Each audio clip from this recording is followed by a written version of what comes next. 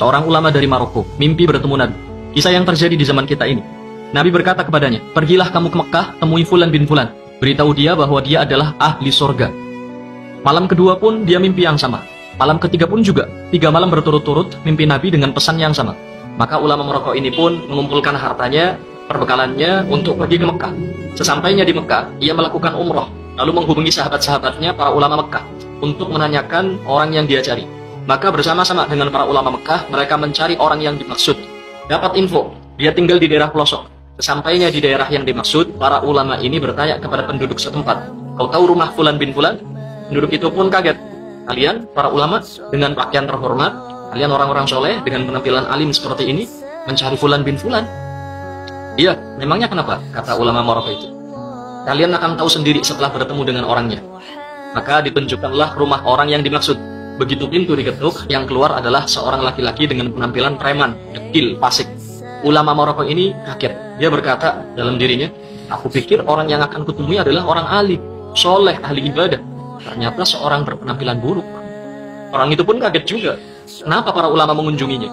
Ulama Maroko bertanya, apa benar kau Fulan bin Fulan? Ya, benar. Siapa kalian? Mau apa kalian datang ke rumahku? Ulama Maroko ini berkata, aku dari Maroko, datang jauh-jauh ke Mekah untuk mencarimu. Sebab ada pesan yang harus kusampaikan padamu. 3 malam berturut-turut aku bermimpi Rasulullah Shallallahu Alaihi Wasallam. Beliau berpesan, pergilah kamu ke Mekah, temui Fulan bin Fulan, beritahu dia bahwa dia ahli surga. Demi Allah, aku tak melebih-lebihkan apa yang beliau sampaikan ini. Orang ini pun menangis, menepuk-nepuk kepalanya, gak percaya. Aku ahli surga? Oh pasti bohong. Orang sepertiku tidak mungkin mendapat kabar seperti ini. Ulama Maroko ini mengatakan, wallahi, aku baru selesai umroh, gak mungkin aku dusta dalam kata-kataku. Orang itu pun terduduk lemas, dia menangis. Ulama Maroko berkata, demi Allah, apa amal perbuatan yang kau lakukan sampai kau dapat kabar gembira seperti ini? Dia pun menjawab, aku ini orang hina, orang paling rusak, paling bejat di kota ini. Aku selalu sembrono dalam sholat. Bertahun-tahun aku tak pernah ke Masjidil Haram, padahal aku tinggal dekat Ka'bah. Aku ini orang rusak, aku tidak punya amal apapun. Maka ditanya lagi, coba kau ingat-ingat lagi, mungkin kau punya amal yang kau lupakan. Maka orang ini mengingat-ingat, lalu dia katakan, iya, aku punya satu amal baik, dan cuma ini amal baik yang aku punya. Tidak ada amal soleh lain selain yang ini. Dulu, aku pernah punya seorang tetangga, dia mati. Dia meninggalkan istrinya menjanda dan anak-anaknya yatim. Saat itu aku bernazar, akan membagi 2 semua upahku. Satu untukku dan keluargaku, satu lagi untuk janda tetanggaku dan anak-anaknya. Wallahi, dari semenjak itu sampai hari ini, aku masih terus membagi 2 upahku untuk keluargaku dan untuk mereka.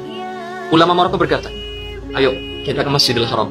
Orang ini pun mandi, memakai pakaian terbaiknya, lalu pergi bersama para ulama ke Masjidil Haram untuk sholat berjamaah. Pertama kali dia masuk Masjidil Haram, dia menangis. Dia terus menangis, nggak henti-henti sampai dikumandangkan iqamat sholat. Bahkan dalam sholat pun dia menangis. Ketika imam baca surat, orang ini terus menangis. Terisak sampai membuat ulama Maroko ini yang sholat di sampingnya ikut menangis. Berdiri rakaat pertama, rakaat kedua, rakaat ketiga, sampai sujud sebelum akhir. Dia tidak mengangkat kepalanya lagi, dan ternyata rohnya telah dicabut.